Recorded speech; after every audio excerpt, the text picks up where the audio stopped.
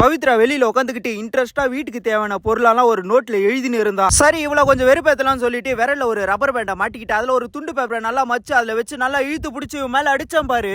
உடனே என்ன பார்த்து ஒரு மாதிரியா சிரிச்சுக்கிட்டே என்னன்னு கேட்டா. ஒன்னும் இல்ல பவித்ரா நீ எழுது அப்படின்னு சொல்லிட்டு திரும்ப அந்த ரப்பர் பேண்ட்ல பேப்பர் வச்சு நல்லா இழுத்து பிடிச்சி மேல அடிச்சான் பாரு. செம்மையா டென்ஷன் ஆயிட்டான். அவ பார்த்தா பார்வை இருக்குது பாரு. செம்ம கோவமா நோட்டை கீழே வச்சுட்டு பெண்ணை மட்டும் எடுத்துக்கிட்டு வீட்டுக்கு போயிட்டான். சரி இவ கோவப்பட்டுதான் வீட்டுக்கு போறா அப்படின்னு நானே நினைச்சிட்டு இருந்தான். பார்த்தா கையில ஒரு சட்டை பின்னு நூலு பெண்ணு எடுத்துக்கிட்டு ஒரு மாதிரியா ஜாலியா வந்துட்டு இருக்கான்.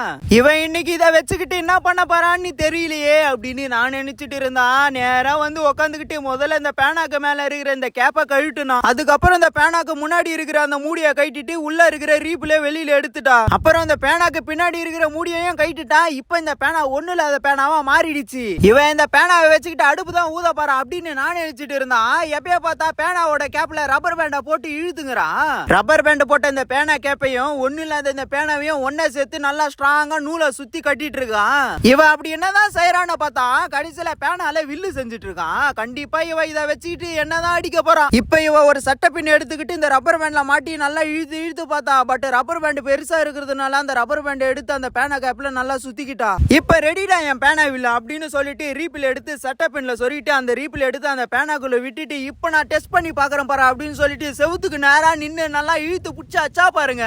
சும்மா புஷ்னு போயினுங்குது பேனா ரீப்பில்.